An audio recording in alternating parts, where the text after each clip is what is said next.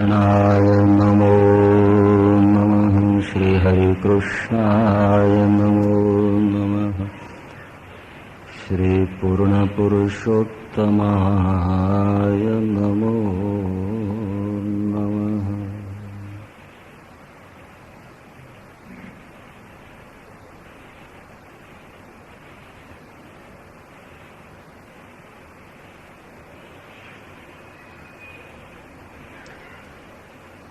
ગયા રવિવારથી વચનામૃત ગ્રંથ પૂરો થઈ ગયો છે.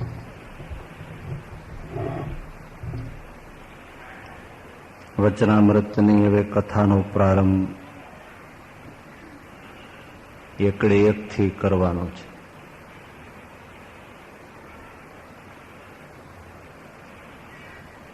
વચનામૃત પહેલું વાંચીએ એ પહેલા વચનામૃત વિશે થોડું વિચારી લીધું હોય તો વધારે સારું રહે.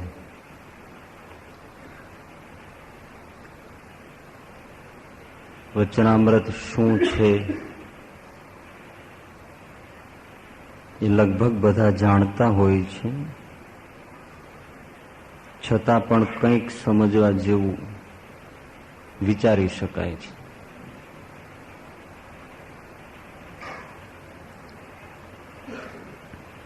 સાદી રીતે આપણે જાણીએ છીએ કે વચનામૃત છે એ શ્રીજી મહારાજની વાણી છે. ભગવાન સ્વામિનારાયણે જે ઉપદેશ આપ્યો એનો સંગ્રહ, એનું નામ વચનામૃત છે. ભગવાનની અને મહાપુરુષોની વાણી એ આપણા માટે ખૂબ જ મોટી મૂડી છે. ભગવાનને માર્ગે ચાલવા વાળાને તો ધર્મ ગ્રંથ વગર ચાલે જ નહીં.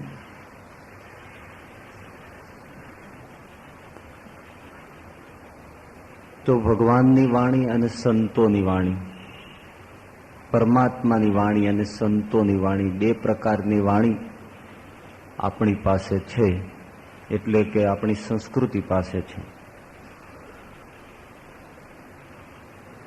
પરમાત્માની વાણી રૂપે એક તો સૌ પ્રથમ આપણી પાસે વેદ છે.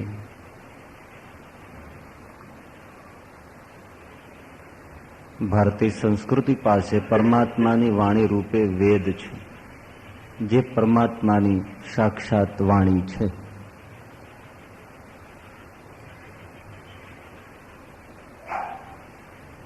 એને વિશે વિચાર કરતા એમ લાગે કે એ વેદ સૌ પ્રથમ તો ભગવાને બ્રહ્માને સંભળાવ્યા છે,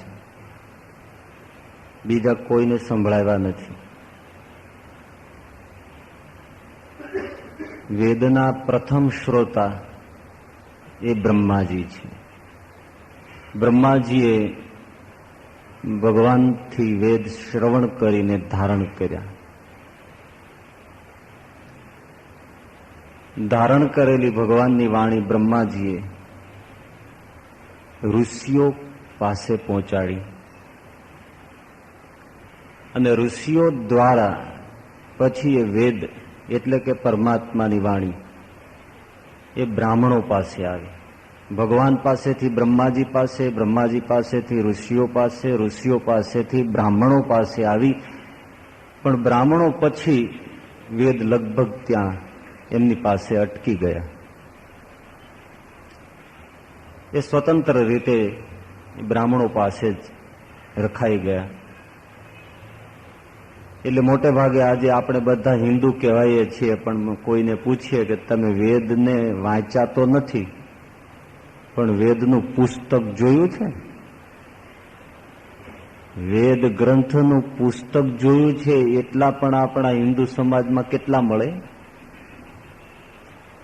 આપણે કહીએ છીએ કે આપણા માટે વેદ એ સર્વસ્વ છે. વેદની કોઈ ટીકા કરે તો બાયો ચડાવવા જાય, પણ વેદનું દર્શન એ કેટલાએ કર્યું છે. એટલે વેદ અને ઉપનિષદનું જેને શ્રવણ નથી કર્યું એને હકીકતે ઘણા લોકો એમ કહે છે કે એને હિન્દુ જ ન કહેવો જોઈએ, કારણ કે મૂળ ગ્રંથોથી તો બહુ દૂર નીકળી ગયા છે. અને એક જ આપણે એવા છીએ કે હિન્દુ હિન્દુ કહે છે, વેદને માનીએ છીએ એવું કહે છે, છતાં વેદનું દર્શન નથી, એનું પૂઠું ક્યાં રંગનું છે એ ખબર નથી, અને વેદ અમારા એમ કહે છે. જેવી રીતે મુસ્લિમોને માટે વેદ રૂપિયાનું કુરાન છે તો બધાની પાસે છે, ઈસાઈઓને માટે બાઇબલ છે તો એના માટે સર્વપ્રથમ ને સર્વસ્વ ગ્રંથ છે, તો બધાની પાસે બાઇબલ છે, પણ વેદ કંઈ બધાની પાસે નથી.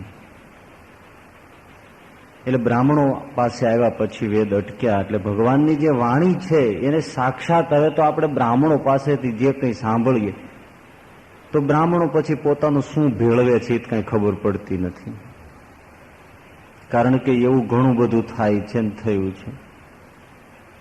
તો પરમાત્માની વાણીના રૂપમાં આપણી પાસે એક વેદ,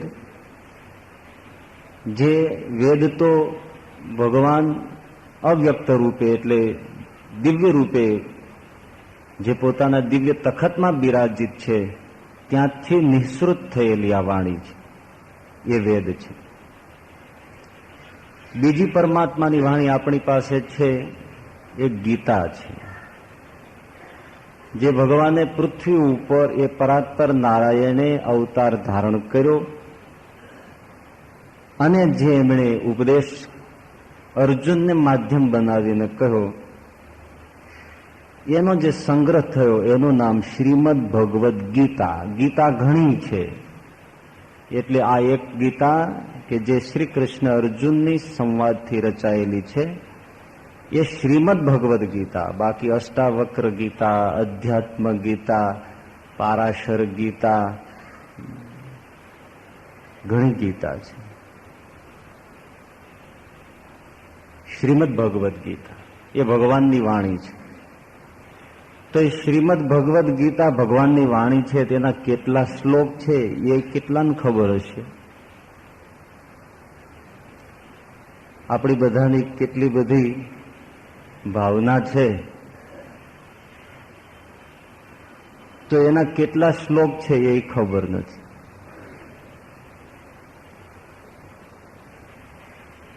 તો શ્રીમદ ભગવદ્ ગીતાના 18 અધ્યાય છે, 700 શ્લોક છે.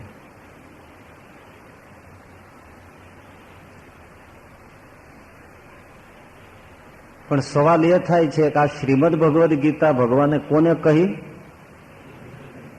અર્જુનને સંભળાવી, એટલે અર્જુનને ઉપદેશ આપ્યો. ક્યાં આપ્યો? કુરુક્ષેત્રના યુદ્ધ મેદાનમાં આપ્યો, કે જ્યારે બરાબર લગભગ શંખ ફૂંકાઈ જવાની તૈયારીમાં જ છે, એ વખતે ફૂંકાઈ ગયા છે એમ જ કહો, એ વખતે હવે શસ્ત્ર સંપાત શરૂ થઈ જવાને ક્ષણની વાર છે. ઘમસાણ યુદ્ધ, સેંકડો માથાઓ ફૂટબોલના દડાની જેમ કુરુક્ષેત્રના મેદાન ઉપર રમવા માંડવાના છે. એવી પળ ઉપર 18 અક્ષરની સેના ઊભી છે, એક બાજુ 11, એક બાજુ 7. એ વખતે અર્જુન એમ કે છે કે મહારાજ જરા મને રથ વચ્ચે લઈ લ્યો, બે સેનાની વચ્ચે, મારે જોઈ લેવું છે કે સામે પક્ષે મારી સામે કોણ કોણ લડવા આવ્યા છે. મતલબ કે એટલી શુરીરતા બતાવી કે કોણ માઈના પુત છે, એની માનું દૂધ કોણ ધાવ્યા છે, કે કોની માએ 1.25 સૂંઠ ખાધી છે, એ મારે જોવા છે. જો કે અત્યારે હવે 1.25 સૂંઠ કોઈ બૈરા ખાઈ નહીં શકતા હોય, તો એ કોણ કોણ છે એને મારે જોઈ લેવા છે. આટલી એક સિંહ ગર્જનાથી અર્જુને કહ્યું. ભગવાને રથ બે સેનાની મધ્યમાં લીધો અને આખું દ્રશ્ય પલટાઈ ગયું. તમે જાણો છો એ રીતે અર્જુન ઢીલો પડી ગયો કે મહારાજ હવે મારે નથી લડવું. ગાંડી નીચે મૂકી દીધું, ધ્રુજવા માંડ્યું અને ભગવાનને પગે પડી ગયો, મારે લડવું જ નથી. ભગવાન કે આ તને શું થયું અત્યારે? તો કે મહારાજ આ બધા મારા જ છે, મારા ભાઈઓ છે, મારા સંબંધીઓ છે, પિતામહ છે, અરે રે ગુરુ છે, આમાં તો મારા દીકરાઓ છે, બધા કુટુંબીઓ છે, મામાઓ છે. તો આ બધાને મારીને મારે પૃથ્વીને શું કરવી છે? પૃથ્વીનું રાજ્ય મળે, અરે ત્રિલોકનું રાજ મળે તો ગુરુ પિતામહોને એને હણી અને મારે શું ભોગ ભોગવવા છે? મારે લડવું નથી, બસ મારે સંન્યાસી થઈ જવું છે, સાધુ થવું છે. મને જવા દો, હું ભીખ માગીને મારું પેટ ભરી લઈશ, પણ મારે આ હિંસા કરવી નથી. હિંસામાંય મહાપાપ કે પોતાના જ પરિવારના સભ્યોને મારવા, એમાં ગુરુની હત્યા કરવી. જે દ્રોણની પાસે હું વિદ્યા ભણ્યો, જે પિતામહના ખોળામાં હું ઉછરીને મોટો થયો, એને જ મારી નાખવાના. એટલે હું નહીં લડું. ઘણા લોકો કહે છે કે અર્જુન ખૂબ કાયર થઈ ગયો, પણ મને થોડો અહીંયા એવું વિચાર કરતા એવું સૂજી આવ્યું કે અર્જુન કાયર થઈ ગયો હોય તો એવું કેમ બોલે કે આ બધાને મારે મારી જ નાખવાના? એને વિશ્વાસ હશે ને કે આમાંથી કોઈ બચવાનો તો નથી જ, મારે ગુરુને મારી નાખવાના, દાદાને મારી નાખવાના. આ ભીષ્મ ભલે, પણ એને મારી જ નાખવાના. આ ભાઈઓ છે, દુર્યોધનાદિક પુત્રો છે, સંબંધીઓ છે, એ બધાને મારે મારી જ નાખવાના ને. હું મરી જઈશ એવું અર્જુન નથી બોલ્યો કે મહારાજ ઓહો આ તો બધા આપણા જ છે ને એમાં યોદ્ધાઓ છે, નહીતર હું લડાઈ કરીશ તો હું ગુજરી જઈશ, મારે નથી લડવું. એવું અર્જુન નથી બોલ્યો. પણ મહારાજ આ તો મારા છે અને એમાં જેની પાસેથી વિદ્યા ભણ્યો એવા ગુરુ છે અને ભીષ્મ પિતામહ છે, એ બધાને મારીને મારે શું કરવું છે? મતલબ કે હું બધાને મારી નાખું યુદ્ધ થાય તો, પણ મારે હવે યુદ્ધ એટલે જ નથી કરવું કે આમાં મારા હાથમાંથી કોઈ નહીં બચે અને મહાપાપ થશે. બસ હવે હું જાઉં, મને રજા આપો. ત્યારે ભગવાને અર્જુનને સંબોધીને એમ કહ્યું, તને અર્જુન અત્યારે ક સમયે આવો બધો નિર્બળતાનો ભાવ ક્યાંથી પ્રગટ્યો? અને પછી અર્જુનને ઉપદેશ આપ્યો. એ જે ઉપદેશ આપ્યો એ ઉપદેશનું નામ શ્રીમદ ભગવદ્ ગીતા. હવે તમે વિચાર એ કરો કે 700 શ્લોક આપણે અત્યારે વાંચવા હોય તો પણ 1.5 થી 2 કલાક લાગે. તો એવડો મોટો ઉપદેશ, બે યુદ્ધ જ્યાં, બે સેનાઓ જ્યાં લડવા તૈયાર થઈ ગઈ છે, એની વચ્ચે ભગવાન શ્રી કૃષ્ણ અને અર્જુન એ રથના કાગવા ઉપર બેઠા બેઠા 1.5-2 કલાક ચર્ચા કરે, એ શું વ્યાજબી લાગે છે? આવા પ્રસંગે અને કદાચ એ વાતચીતમાં સમય લે તો શું સામા પક્ષવાળા જ્યાં શંખ ફૂંકાઈ ગયા છે એ કોઈ આટલો સમય આપે ખરા? લગ્ન મંડપમાં ગોર મહારાજ બધું લઈને તૈયાર થઈને બેઠો હોય પછી તમે ટીવીની સિરિયલ જોવા બેસી જાઓ, એ તમને ગોર મહારાજ બેસવા દે? તો આ તો યુદ્ધનો મામલો છે, એમાં આટલો મોટો ઉપદેશ આપવો એ કઠિન છે, બુદ્ધિમાં ઉતરે એવું લાગતું નથી. અને એટલે સ્વીકાર્ય છે કે ભગવાને આવડો મોટો ઉપદેશ નથી આપ્યો, પણ ભગવાને અર્જુનને એમ કહ્યું, ભલા માણસ, તું આનાથી પાપ માને છે? તારું કર્તવ્ય છે એટલે પાપ નથી. અને તું એમ માને છે કે હું મારી નાખું છું? જોઈ લે આ મારું વિશ્વરૂપ. આ બધા મરેલા છે, આ તો મેં તને નિમિત્ત બનાવ્યો છે, માટે જસ લઈ લે. હે સવ્ય સાચીન, બંને હાથે ધનુષ ચલાવનારા યોદ્ધા, તારી જેવો ભારત વર્ષમાં 2 હાથે ધનુષ ચલાવે એવો કોઈ નથી. મને તારા ઉપર વિશ્વાસ છે, મારા ઉપર વિશ્વાસ મૂકી દે અને તું ગમે તેટલું પાપ કરીશ તો તને 1 અંશ પણ પાપ નહીં અડે. સર્વધર્માન પરિત્યજ્ય મામેકમ શરણમ વ્રજ અહં ત્વામ સર્વ પાપેભ્યો મોક્ષિષ્યામિ માં શુચઃ. તને પાપની બીક છે ને, પાપ તને અડશે જ નહીં. આ બધા મરેલા જ છે, બધું જ કરતા સંહરતા હું જ છું, માટે ચાલ બેઠો થઈ જાય, ત્યાં ટાઈમ બગાડાય નહીં. અને અર્જુન એ જ ક્ષણે આ વિશ્વરૂપ જોયું અને ભગવાનની આ વાણી જોઈ અર્જુન બેઠો થયો, ગાંડીની પણછ ખેંચી અને ત્રિલોકીમાં એક ઝંકાર વ્યાપી ગયો. આ પ્રસંગ નહીં. તો આટલું જ હોવું જોઈએ અને એ બુદ્ધિગમ્ય છે. બીજી બાબત એ છે કે બધા અધ્યાયનું અધ્યયન કરતા કરતા અર્જુનને તો ફક્ત ભગવાને એટલો જ તૈયાર કરવાનો છે ને કે તારે યુદ્ધમાંથી ભાગી નથી જવાનું, તારે લડવાનું જ છે. તો પછી હવે ત્યાં એવી ઘણી બાબતો ભગવાને ગીતામાં કહી કે યજ્ઞના આટલા પ્રકાર છે, આહારના આટલા પ્રકાર છે, આવી રીતનો સત્વગુણ છે, આવી રીતનો રજોગુણ છે, આવી રીતનો તમો ગુણ છે, હું આમાં રહ્યો છું, હું આમાં રહ્યો છું. આવી બધી લાંબી લચક ચર્ચા યુદ્ધના મેદાનમાં આ કરવાની જરૂર નથી. ઉપદેશ જોતા પણ એમ લાગે કે આ એને સંભળાવવાની જરૂર નથી. પેટમાં સખત દુખતું હોય, ડોક્ટર પાસે કોઈ દર્દી જાય અને પ્રાણ તડફડતો હોય, એ વખતે ડોક્ટર એને દવા આપવી જોઈએ, આશ્વાસન આપવું જોઈએ. એને બદલે એમ કે અત્યારે આટલા ભારતના આટલા રનનો સ્કોર થયો છે, તો એને સાંભળવા દર્દી ત્યાં સભાન ન હોય. જેને જે જરૂર હોય, આપણને જ કકડીને ભૂખ લાગી હોય અને ખાલી થાળી આગળ મૂકીને પછી કે વચનામૃતમાં આમ કીધું છે, શિક્ષાપત્રીમાં આમ કીધું છે, અરે વેદમાં આમ કીધું છે, એમ 1.5 કલાક કોઈ આપણી આગળ પ્રવચન કરે તો આપણે શું કે પેલા રોટલી ને ખીચડી ને શાક બે, એમાં જે કીધું હોય પછી રાખશું.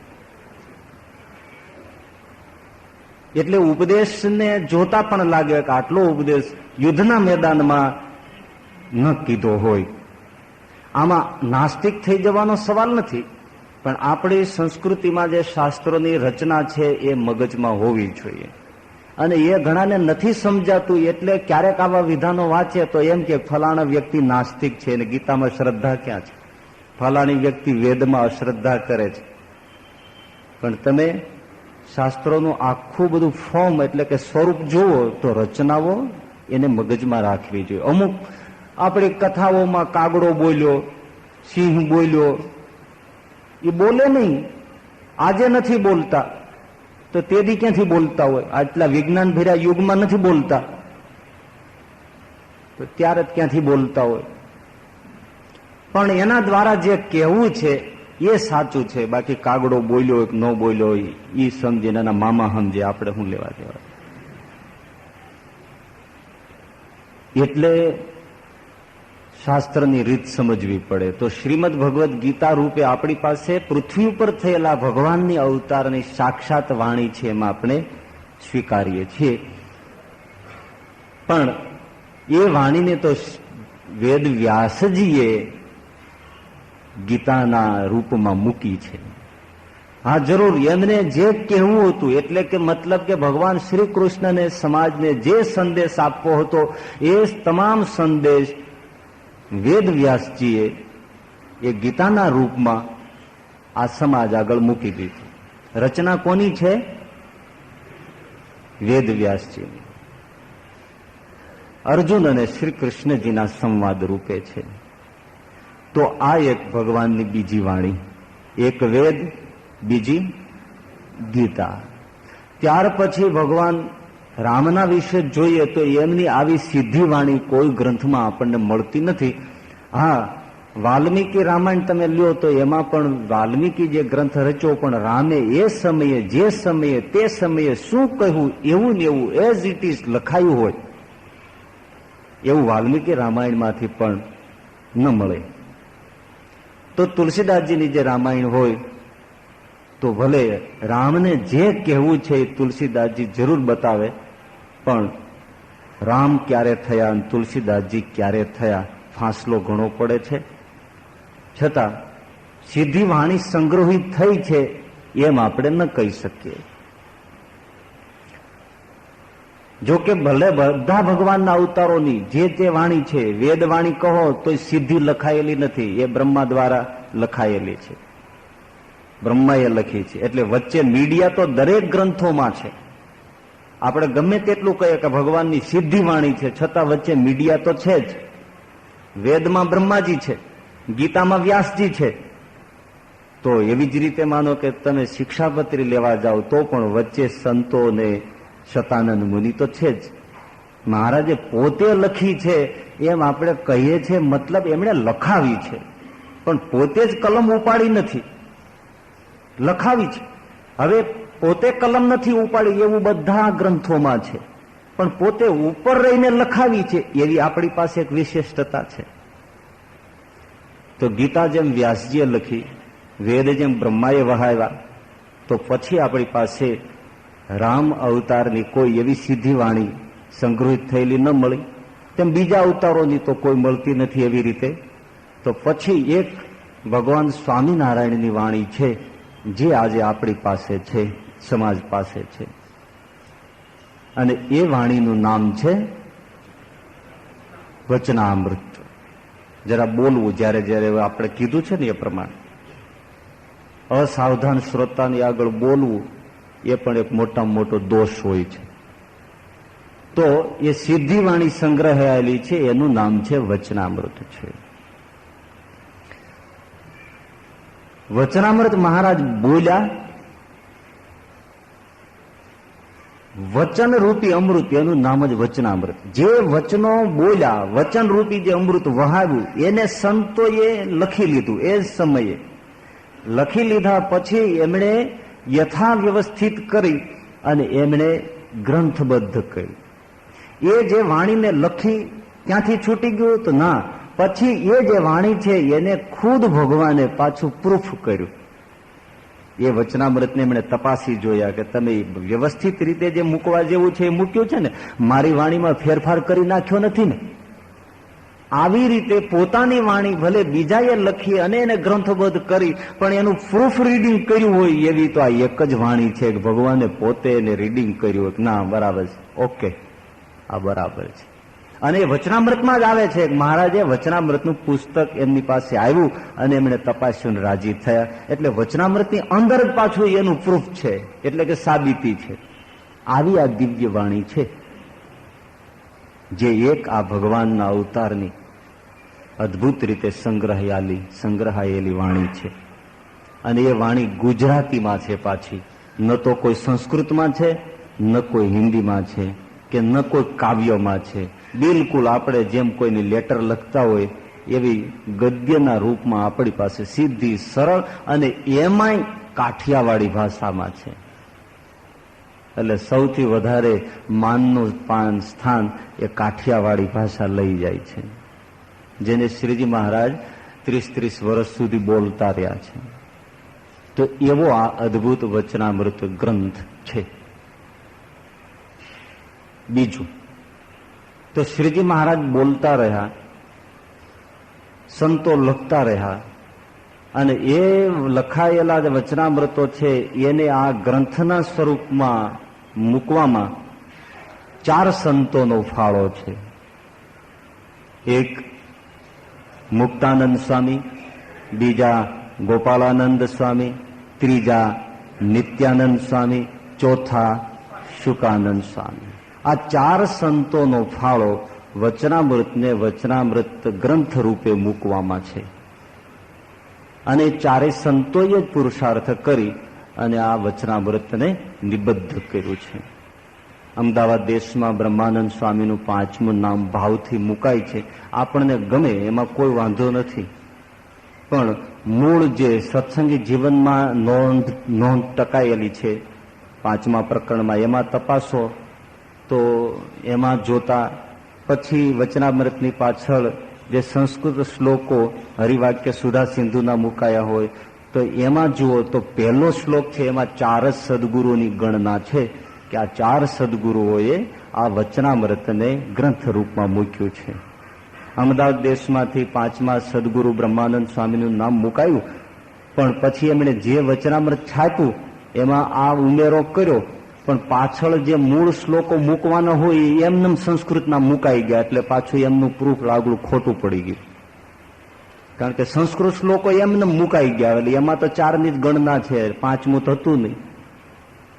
એવું જે અમદાવાદ દેશમાંથી સુધારો વધારો થયો એ 2 બાબતમાં ભૂલ ખાઈ ગયા, મતલબ કે માર ખાઈ ગયા. 5મા સદગુરુને મૂક્યા તો મૂળ શ્લોકો મૂક્યા, એમાં એ નામ નીકળી ગયું, હતું જ નહીં તો આવે ક્યાંથી. બીજું, વચનામૃત 262નું મૂળ સ્વરૂપ છે, જે પણ સત્સંગી જીવન પ્રકરણ 5માં લખાયેલું છે. તો 262નું વચનામૃત અમદાવાદ દેશમાં 273 રૂપમાં થયું. હવે વચનામૃત 273 કરી નાખ્યું, ગામ નામ ઠામ સહી, પાછા મૂળ સંસ્કૃતના શ્લોકો મૂક્યા. એમાં તો 262ની સંખ્યા સતાનંદ મુએ લખેલી છે, એ આબદ્ધ થયેલ છે હરિવાક્ય સુધા સિંધુની. એટલે એમાં 273 નો આંકડો પાછો મળ્યો નહીં, એટલે ક્યાંય પાછું ખોટું પડી ગયું. તો કોઈને એમ થાય કે ભાઈ આટલા મૂક્યા તો એમાં ખોટું શું છે? ભગવાનની જ વાણી છે ને, બ્રહ્માનંદ સ્વામી આપણા જ છે, એમાં ક્યાં ના છે? પણ વિશિષ્ટ રીતે થોડું એ જોઈએ કે 4 સદગુરુ સંતો છે, એની ચારેયની રૂચિની પ્રવૃત્તિ વચનામૃત ગ્રંથ માટે પર્યાપ્ત છે. યોગની વાત જેટલી આવે એને જેટલી ગોપાળાનંદ સ્વામી સમજી શકે સૂક્ષ્મતાથી, એવા બીજા 3 સદગુરુ શુકાનંદ સ્વામી, નિત્યાનંદ સ્વામી કે મુક્તાનંદ સ્વામી એ અષ્ટાંગ યોગની સૂક્ષ્મ વાતોને ન સમજી શકે. કારણ કે આ યોગી છે અને અષ્ટાંગ યોગને માર્ગેથી આગળ ગયા છે. એટલે જે કાંઈ વાત શાસ્ત્ર, યોગ શાસ્ત્રની સંબંધિત વાત આવે તો એ વાતને યથાર્થ ગોપાલાનંદ સ્વામી સમજી શકે. અને જ્યારે કંઈ લખવું હોય ત્યારે વક્તા હોય એની વાતને સમજાય તો લખી શકાય, નહીતર લખવું શું? લખવું એ પણ સામાન્ય સમજતા હોઈએ અને એ વિષયને સમજતા હોઈએ તો આપણે લખી શકીએ. અત્યારે તમે અહીંયા બેઠા છો અને નાની પાલખીવાળા આવીને અર્થશાસ્ત્ર અને આપણા રાજ્યના બજેટ ઉપર પ્રવચન આપે, તમે એમાં શું લખો? નોંધ શું ટાંકો? અરવ ખરવાના આંકડાઓમાં તમે શું લખો? તમને શું ખ્યાલ આવે? આયાત નિકાસના આંકડા આપે, તમે શું કરો? બોઘાન જેમ જોઈએ જ રહ્યો ને. પણ એ લગતા જો પત્રકારો બેઠા હોય તો એનો એ પણ દાણો જવા ન દે. કારણ કે એમાં સમજે છે વિદેશી હુંડિયામણ શું છે, આયાત શું છે, નિકાસ શું છે, અર્થતંત્ર શું છે, એ તો એ લોકો જ જાણે. એટલે કઈ દરેક વ્યક્તિ બધું જાણતી ન હોય. તો ગોપાલાનંદ સ્વામી યોગની જે વાત સમજે એવી તો 3 સાથેના સંતો પણ એટલી સૂક્ષ્મ ન સમજે. તો એ કામ પૂરું થયું. નિત્યાનંદ સ્વામી જેટલું વેદાંતમાં સમજે એટલું આ બીજા 3 સંતો પણ ન સમજી શકે. ન સમજી શકે ની પાછળ ભાવુકતામાં કોઈ એમ ન કે આ સંતોને અજ્ઞાની ઠેરાવે છે. આ દેશના ખોપડા બહુ જુદા છે પાછા. પણ જે રીતમાં એ વેદાંતને સમજે નિત્યાનંદ સ્વામી, એ રીતમાં, કારણ કે એમનો ડીપ અભ્યાસ છે અને એની મુખ્ય રૂચિ અને મુખ્ય વૃત્તિ છે. તો વેદાંતમાં જે નિત્યાનંદ સ્વામી સમજી શકે એ ગોપાળાનંદ સ્વામીને પણ ન ખબર પડે. એને જો કંઈક જાણવું હોય એવું ઝીણું તો એમને નિત્યાનંદ સ્વામીને પૂછે તો તરત બીજેથી એ બતાવીને કહી દે આમાં આમ કહ્યું છે. બરાબર છે. તો મુક્તાનંદ સ્વામી પાસે જે શરણાગતિ છે, દાસભાવ છે, ભક્તિભાવ છે, પ્રેમ ભાવ છે, હૃદય ભીનું છે, એવી જે એમની પાસે ભક્તિ ભાવનાની, દાસત્વની, શરણાગતિની જે મૂડી છે, એ મૂડી તો પાછી આ બીજા સંતો પાસેથી એટલી સૂક્ષ્મતામાં ન મળે કે જે રીતે મુક્તાનંદ સ્વામી સત્સંગની માં થઈ અને વહન કરતા હોય અને ભક્તિ, પ્રેમ, દાસત્વ, શરણાગતિ એ જે રીતે જીવતા હોય ને એની જે અનુભવતા હોય એ બીજા 3માં ન મળે. તો શુકાનંદ સ્વામી પાસે એક વિશિષ્ટતા છે. શ્રીજી મહારાજને જે લખવું છે અને લખ્યા પછી કેટલું કઢાવી નાખવું જોઈએ, દેશ વિદેશમાં કાગળ મોકલીએ તો એમાંથી કેટલાનો અર્થ અનર્થ થાય તો કેટલું કાઢી નાખવું જોઈએ, એ મહારાજ કેવી રીતે રૂચિ વર્તે છે અને વર્તાવે છે, એવું જે લેખક તરીકેનું પાસું શુકાનંદ સ્વામીનું મજબૂત છે.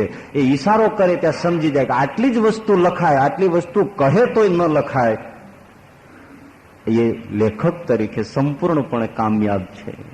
શ્રીજી મહારાજનું જે મન ચાલે એમ શુકાનંદ સ્વામીની કલમ ચાલે, એટલે એ એક લેખક તરીકે પર્યાપ્ત છે. એટલે 4 સદગુરુઓનું તમામ શાસ્ત્રોની રીતે, ભક્તિભાવથી, જ્ઞાનની દ્રષ્ટિએ, યોગની દ્રષ્ટિએ એ 4 સદગુરુઓ એટલા બધા પર્યાપ્ત છે કે એમણે આ કામમાં કોઈ અધૂરપ રાખી નથી. એટલે તો ખુદ ગોપાળાનંદ સ્વામીએ એમ સોગંદ ખાધા કે સાંભળો, હું પુરુષોત્તમ નારાયણના સોગંદ ખાઈને કહું છું કે આ વચનામૃતમાં એવી કોઈ વસ્તુ બાકી મારા બાપે રાખી નથી કે જે એમણે આમાં વાત કરવામાં છોડી દીધી હોય. તમામ રીતે વચનામૃત સંપૂર્ણ છે. કોઈ ગ્રંથ શાસ્ત્રમાંથી લઈને વાત કરવા જેવું ભગવાને છોડ્યું નથી. અને આ જે 262નું વચનામૃત છે સંપૂર્ણપણે પર્યાપ્ત છે. આમાં કોઈ વાત બાકી રાખી નથી. એ બાબતે હું પુરુષોત્તમ નારાયણને સોગંદ ખાઈને કહું છું કે કોઈ વાત બાકી રહી નથી. આવી ઓથોરિટી આ ગોપાલાનંદ સ્વામીની છે. તો ફરીથી મૂળ વાત કે ઘણાને એમ થાય કે તો આ વચનામૃત વધારાના હોય તો એમાં ખોટું શું છે? એમાં એક બીજી પણ જોઈએ. અમુક લોકો આ દેશમાં જે વચનામૃતો છપાયા તેમાં તો ક્રમ પ્રમાણે 272 છેક આવી જાય છે. પછી અમારે ક્યાંક ક્યાંક બીજે જે વચનામૃતો છપાયા વડતાલ દેશમાં પછી તો એમણે અમદાવાદ દેશને ખુશ રાખવા માટે પછી એ બધા વચનામૃતો પાછળ નાખ્યા. પેલા 262 છપાય, પછી વધારાના વચનામૃત એમ કરી અને 11 કે જે વચનામૃતો છે એ પાછળ મુકાય. ઠીક છે, એ રીતે હોય તો એમાં કોઈ વાંધો લાગતો નથી. પણ ઘણાને એમ થાય કે આમાં ખોટું શું છે? તો એમાં એક બે વાતો છે કે શ્રીજી મહારાજે કઈ વચનામૃતો સંવત 1876 થી જ કહ્યા હોય એટલે કે ઉપદેશ આપ્યો હોય એવું તો નથી. અને 262 જ વાતો કરી હોય દિવસે, 262 દિવસે જ વાતો કરી હોય, બાકી મૌન રહ્યા હોય એવું પણ નથી. એટલે મહારાજના મૂળ રીતે જોવા જઈએ તો 1400 વચનામૃત છે. નથી 262, નથી 273 જ કે નથી 200, 500, 700, 800, પણ 1400 વચનામૃત કુલ છે. કારણ કે જે સંતો સાંભળતા હોય બધાને લખવાની ભાવના હોય. આજે અમારી જેવા બોલતા હોય તો ઘણા લખતા હોય, તો પુરુષોત્તમ બોલતા હોય સામે, ત્યારે કોને એ ન ભાવ થાય કે ચાલો લખી લઈએ? તો આવી રીતે કોઈ પાર્ષદોએ લખ્યા હોય, કોઈ સંતોએ લખ્યા હોય. પણ મૂળ પેલા કહ્યું એમ કે લખનારની બુદ્ધિ ઉપર અવલંબે. અર્થનો અનર્થ ક્યારેક લખાઈ જાય, વાત સમજાય ન હોય તો મહારાજે કહ્યું હોય એથી જુદું લખાઈ જાય.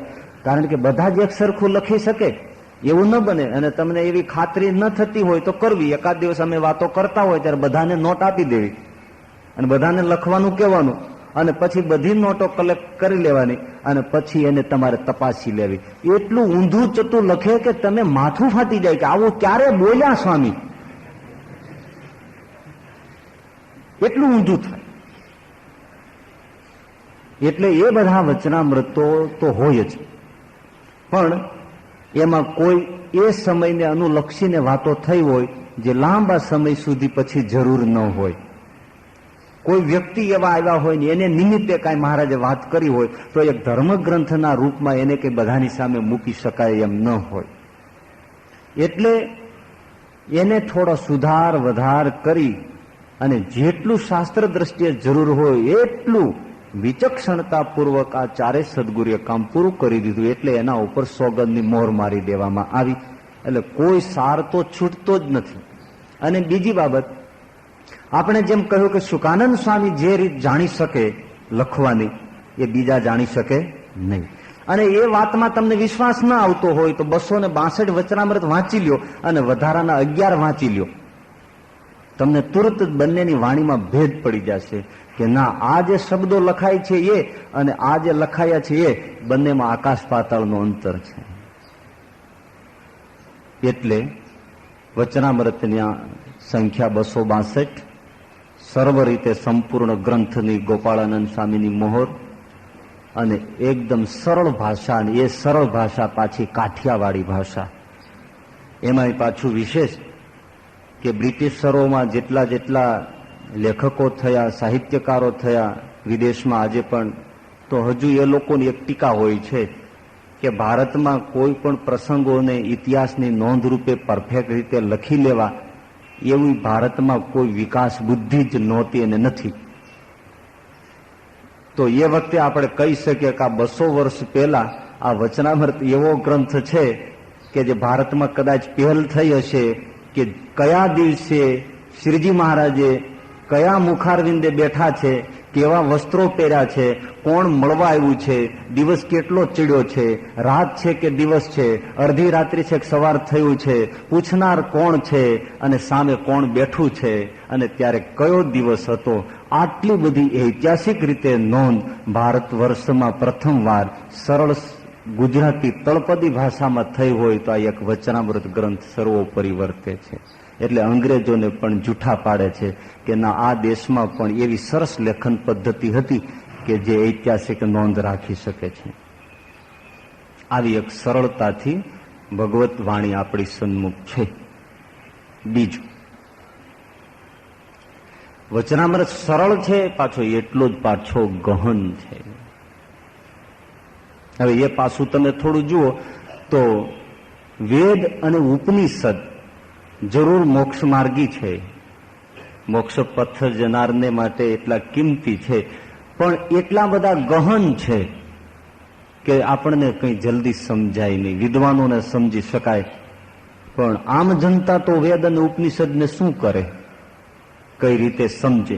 બીજું બાબત કે ખુદ ઉપનિષદોનું તમે અધ્યયન કરો તો ઘણીવાર એમ લાગે કે આ ઉપનિષદોની સંખ્યા 108 કહેવાય છે. એમાંથી પ્રધાનપણે 11 ઉપનિષદો બહુ પ્રચલિત છે.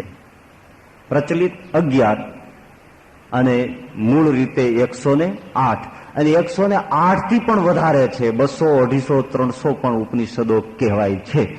પણ પ્રધાનપણે 11 અને બહુ આગળ જતા 108 ઉપનિષદ છે. તો જે ઉપનિષદોમાં પઠન કરતા એવું લાગે કે આમાં આ જે બતાવે છે એ કરવું, આ બતાવે છે તે કરવું, શું કરવું, શું છોડી દેવું, એટલી બધી જુદી જુદી વિષયોની પરામર્શ અને એવી રીતે વર્ણવાયેલું કે મુમુક્ષુને એમ લાગે કે શું કરવું, ક્યાં જવું, કઈ બાજુ જવું, કઈ રીતે જવું, એ થોડી જરૂર મૂંઝવણ થાય. તો ઘણા એમ કહે છે કે એ જે વેદ હતા, ઉપનિષદ હતા, એને આમ જનતા સમજી ન શકે, એટલે વેદ વ્યાસજીએ 5મો વેદ રચ્યો અને એનું નામ મહાભારત પાડ્યું, જે જય સંહિતા પણ કહેવાય. એ મહાભારતની રચના કરી, જેથી કરીને એક સ્ટોરિકલ ભાષામાં, વાર્તાના રૂપમાં પણ, ઇતિહાસની નોંધ રૂપમાં પણ એ વેદ ઉપનિષદની બધા તત્વની નિરૂપણ એમાં આવી જાય. પણ એ પણ એટલું બધું વિશાળ અને એટલી બધી વિવિધતા અને એટલું બધું નિરૂપણ કે આમાં કયા દેવી દેવતાઓનું વ્રત કરવું, કઈ ઉપાસના કરવી, કેવી સાધના કરવી, એમાં સાધકને આખું મહાભારત વાંચી જાય તો જલ્દી સ્પષ્ટ, જલ્દીની 100% સ્પષ્ટ જ ન થાય કે શું કરવું, મહાભારતમાંથી શું અમારે આધ્યાત્મિક માર્ગે લઈ લેવું, એ જલ્દી સ્પષ્ટ ન થાય. વાત એ સાચી, આપણે ભૂખ્યા હોય અને જમવાનું સામે આવે પણ 100-200 વાનગીઓ એકથી એક ચડિયાતી મૂકી દે તો જલ્દી પસંદ કરવાની મૂંઝવણ થઈ જાય કે આમાં શું પસંદ કરવું. જેમાં એમ કહેવામાં આવે કે એક પસંદ કરો એ જ ખાવાની, બીજી બધી છોડી દેવાની. તો 250 વાનગીમાંથી શું પસંદ કરવું, ખબર ના પડે, ચટણી પસંદ થઈ ગઈ, કરીએ શું. શ્રીજી મહારાજે આવો અખતરો કરાવ્યો હતો ને, કાઠી દરબારો બધા જમવા બેઠા હતા, પણ બહુ થોડો સ્વાદ કરે એટલે મહારાજ જુદી જુદી રીતે કસોટી કરે. એટલે એકવાર મહારાજે કીધું, બધા દરબારો પાર્ષદો આંખો મીચી જાઓ, થાળીમાં જે પીરસાય એ જોવાનું નહીં, અને જય બોલાય પછી થાળીમાં આંખો મીચીને હાથ નાખવાનો, અને જેના ઉપર પડે એ એક જ વસ્તુ જમવાની, બાકી બીજું બધું છોડી દેવાનું. બધા જ આંખો મીચીને ધૂંધ કરે. મહારાજ જોવે, કોઈ જરા આંખ ખોલીને જોતો નથી ને. બધા જ પાર્ષદ, સુરા ખાચર, સોમલા ખાચર, અલૈયા ખાચર, માત્રા ધાધલ, આ બધા પાર્ષદો એ બધા જ બેઠા છે, થાળીમાં પીરસાય છે અને પીરસાઈ ગયું છે, આંખો બંધ છે, ધૂન પૂરી થઈ, જય બોલાણી. મહારાજે કીધું, હાલો મૂકો હાથ થાળીમાં. બધાએ હાથ મૂક્યો. કોઈના હાથ લાડુ ઉપર ગયા, કોઈના હાથ પૂરી ઉપર ગયા, કોઈના હાથ શાક ઉપર ગયા. સુરા ખાચરનો હાથ ગાજરના અથાણા ઉપર ગયો. સુરા ખાચરે તરત આંખમાં પાણી આવી ગયા, કીર્તન મીંડા બનાવવા, કવિ થઈ ગયા ઘડીકમાં. અરે ગાજરડા મારા વેરી રે ભાઈ, ઓલા ભવના રે હો. આ મેં ક્યાં વેરના વેર વાળવા આ ગાજરડા મારી હારે ભટકાઈ ગયા. હે ગાજરિયા, મેં તારા બાપનું હું બગાડ્યું તું. જરાક છેટું રહ્યું હોત કે શાક ઉપર હાથ પીડ્યો હોત તોય ફાંદો ભરાત. એક તો મારે હવ કરતા મોટો ફાંદો, અને તું ઊંદડીને પૂંછડી જેવું આવ્યું, અને ખારું દૂધવા જેવું. ખાવું તોય કેટલું ખાવું, મારા બાપ કાંઈક તો દયા રાખવી જોઈએ. તો કેવી મુસીબત થાય. એ મહાભારત 5મો વેદ ખરો, પણ આજે પણ જો એમાંથી આપણે એક સાધનાના એક લક્ષ્ય ઉપર જવા માટે જો કંઈ શોધ કરીએ તો ભારી ભારી મૂંઝવણ થાય કે શું કરવું શું ન કરવું. ત્યાર પછી એ જ મૂંઝવણનો પરિતાપ લઈને વેદ વ્યાસજી શ્રીમદ ભાગવતની રચના કરે, અને શ્રીમદ ભાગવત આપણે આગળ મૂકી દીધું તો એક તરત જ એક ધડાકે વાત સ્પષ્ટ થઈ ગઈ કે ભગવત પ્રેમ, બસ આ વિષય વસ્તુ આખું ભાગવત અને ઇક્વલ કરી મૂકી દો. ભગવત પ્રેમ, ભાગવત સમજાઈ ગયું. એક જ વિષય ઉપર એ ભાગવત રમવા માંડ્યું, અને એક વિષય વસ્તુ પકડી અને વ્યાસજી આપણા હાથમાં શ્રીમદ ભાગવત રૂપે મૂકી દીધું. અને એનો પ્રધાન વિષય પ્રેમ, તરબતર વ્રજાંગનાઓનો જે પ્રેમ છે એવો પ્રેમ. બસ આ એક વિષય વસ્તુ સ્ફુટ થઈ. પણ છતાંય થોડું ગહન તો જરૂર છે. એટલું સરળ નથી સમજવું, પણ વિષય વસ્તુ સ્પષ્ટ છે, પણ કથા થોડી ઘણી કઠણ છે. એટલે એમ કહી શકાય કે ત્યાર પછી તુલસીદાસજીએ જે રામચરિત માનસની રચના કરી તો એ શ્રીમદ ભાગવતની જાણે વ્યાખ્યા હોય એવી રીતે રામચરિત માનસને મૂકી દીધું. તમે રામચરિત માનસ વાંચી લ્યો, એની કથા સાંભળો એટલે તમને તુરંત જ વિષય વસ્તુ પણ પકડાઈ જાય કે અનન્ય ભગવત પ્રેમ અને શરણાગતિ, આ તુલસીદાસજીના બે વિષય વસ્તુ પ્રધાન રીતે રામચરિત માનસમાંથી બહાર આવી જાય. અનન્ય શરણાગતિ અને અનન્ય ભગવત પ્રેમ. કારણ કે તુલસીદાસજીનો એ સ્વાનુભવ છે અને જે તમામ મુમુક્ષુઓને માટે અનુસરણીય છે. તો તુલસીદાસજી લખે જ છે કે કામી નારી પિયારી જીમી, લોભી પ્રિય જીમી દામ, તિમિ રઘુનાથ નિરંતર, પ્રિય લાગહુ મોહિરામ.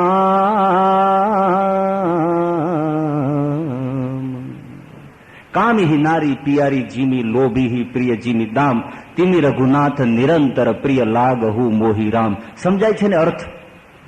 બિલકુલ સરળ. કામી માણસને જેમ સ્ત્રી વાલી છે, લોભીને જેમ પૈસો વાલો છે, એવી રીતે મને મારો રામ બસ વાલો લાગે. બસ હવે આમાં શું બીજું, આથી સરળ તમને શું કેવું, સમજાય છે. તો શરણાગતિ તો તુલસીદાસજીની બસ. સંત નાભાજીને તુલસીદાસજી મળવા ગયા તો ત્યારે નાભાજી આશ્રમમાં નહોતા, એ બહાર કઈ સ્નાન કરવા ગયા છે.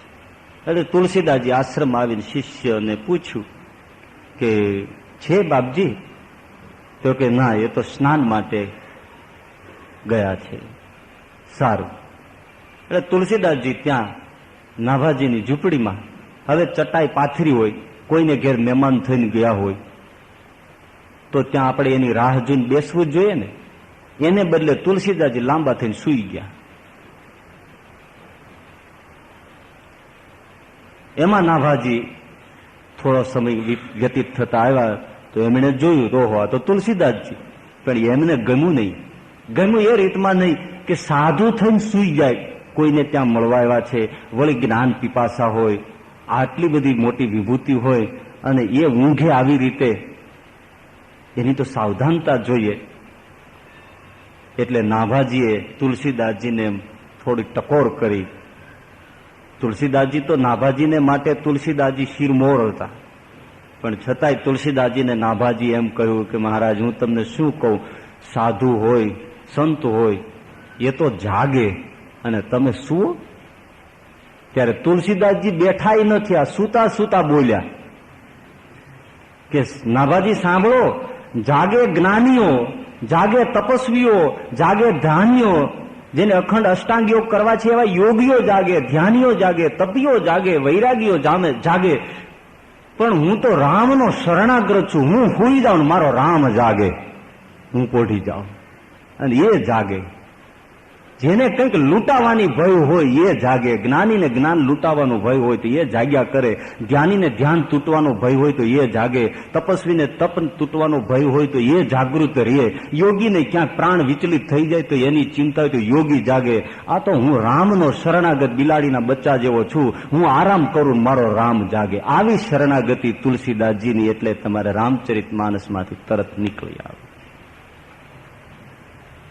તો એ રામચરિત માનસ સરળ છે, એનો વિષય વસ્તુ અનન્ય પ્રેમ અને શરણાગતિ છે. તો વચનામૃતનો પ્રધાન વિષય શું છે?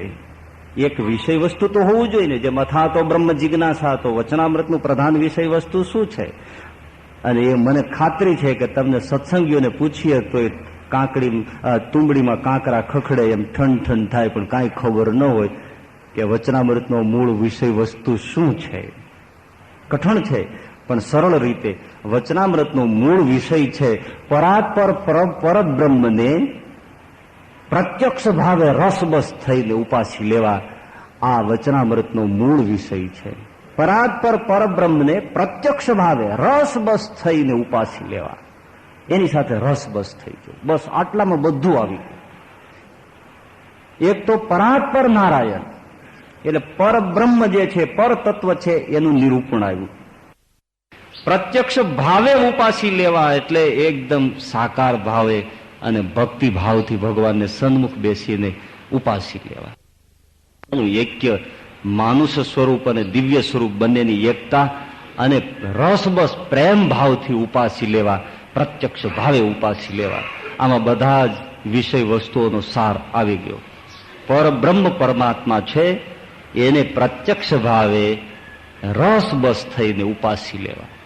આ વચનામૃતનો પ્રધાન વિષય છે. વચનામૃત બીજી દ્રષ્ટિએ જોવા જઈએ તો જેમ રામાયણ ચરિત્રનો ગ્રંથ છે, ભાગવત છે એ ચરિત્રનો ગ્રંથ છે, એમ કઈ વચનામૃત એ ચરિત્ર ગ્રંથ નથી. ભાગવત છે તો અવતારોના ચરિત્રનો ગ્રંથ છે ને, રામાયણ છે તો ચરિત્રો છે, એમાં ભગવાન રામના ચરિત્રો છે.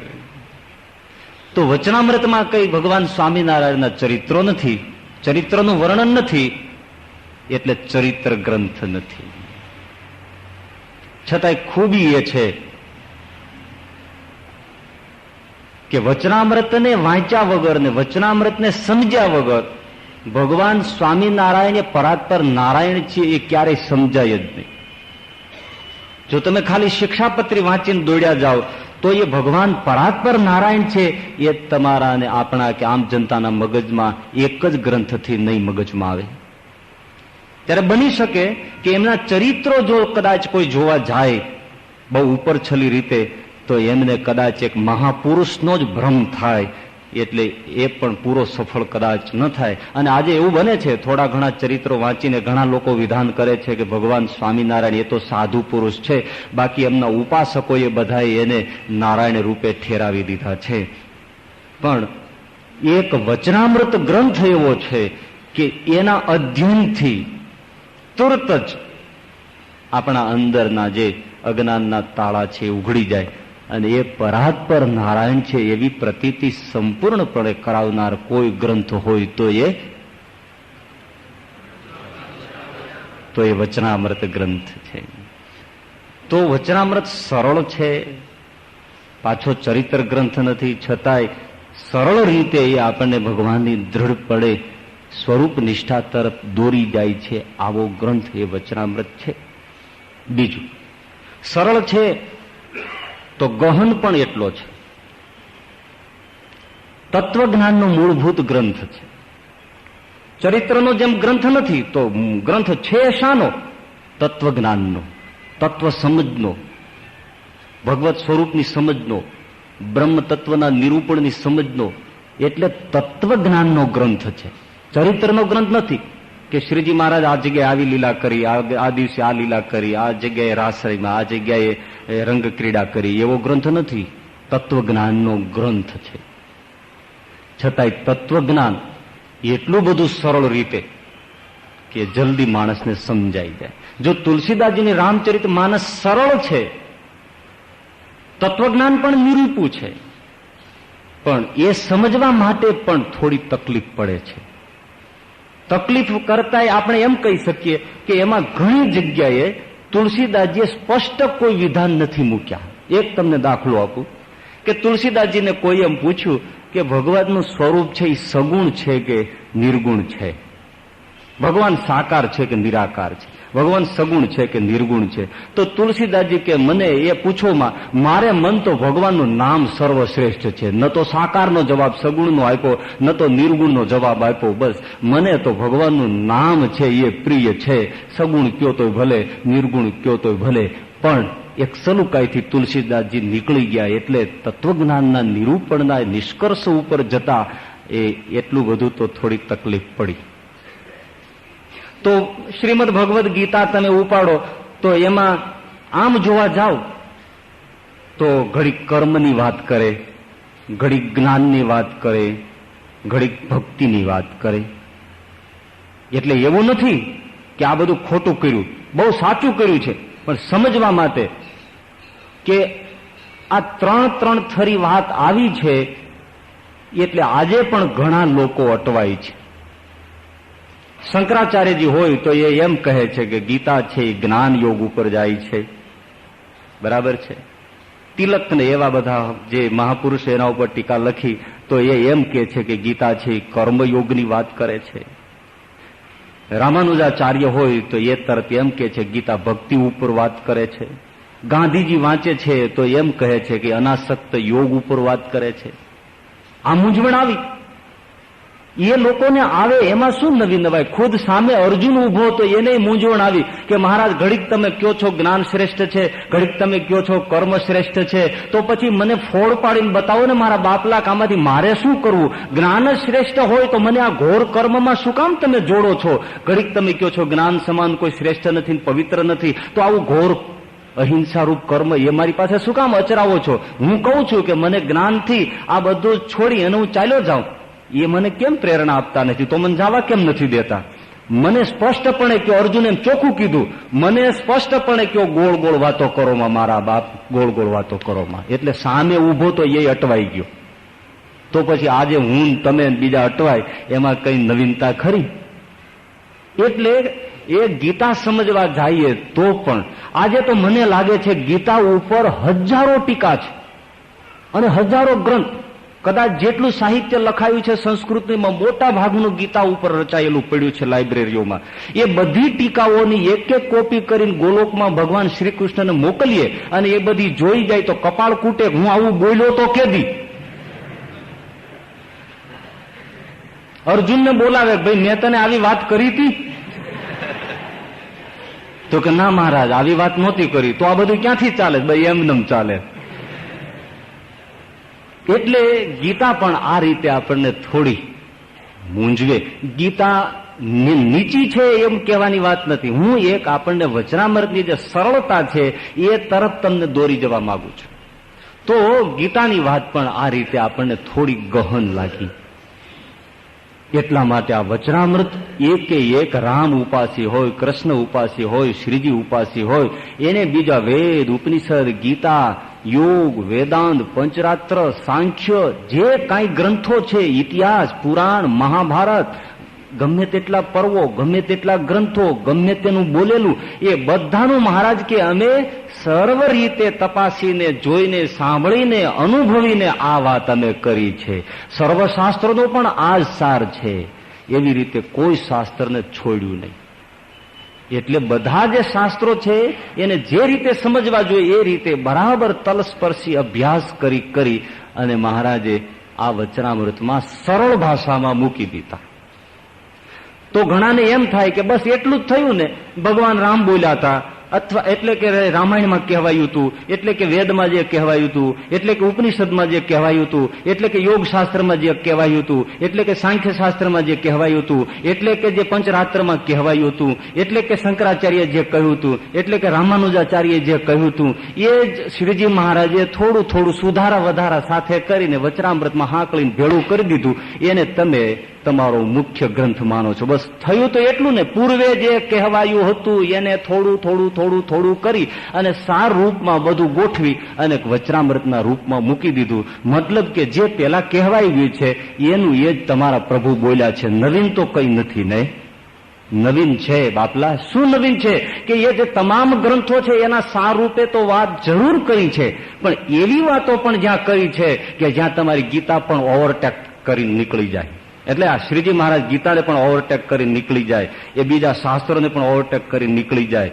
અને ક્યારેક એવું બને કે બધા શાસ્ત્રો ઉપર ચોકડી મારવી પડે તો ધડ દઈને ચોકડી મારી દે કે આ વાત શાસ્ત્રમાં કઈ છે પણ બધી ખોટી છે, મારા અનુભવમાં નથી.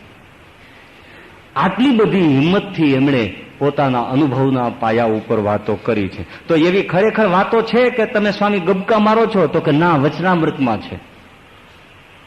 તો એકાદ પ્રસંગ કહેશો? તો હા જરૂર કહું, કેવા જ બેઠો છું.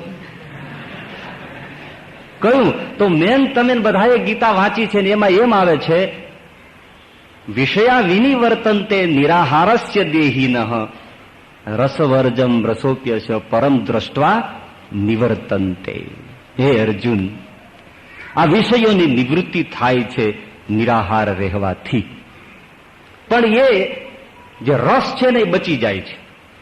જેવી રીતે માણસ એકાદશીનો ઉપવાસ કરે તો એને વિષયો આહાર નિવૃત્ત થઈ ગયો. આજે એકાદશી છે ને તો આહાર નિવૃત્ત થઈ ગયો, પણ આહારમાં રહેલો રસ એ ગયો.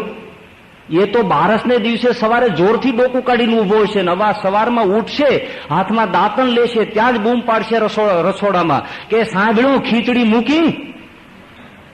રસ એમનેમ બેઠો છે, કઈ એવો ડૂબો નથી કે એને રસ છૂટી ગયો હોય.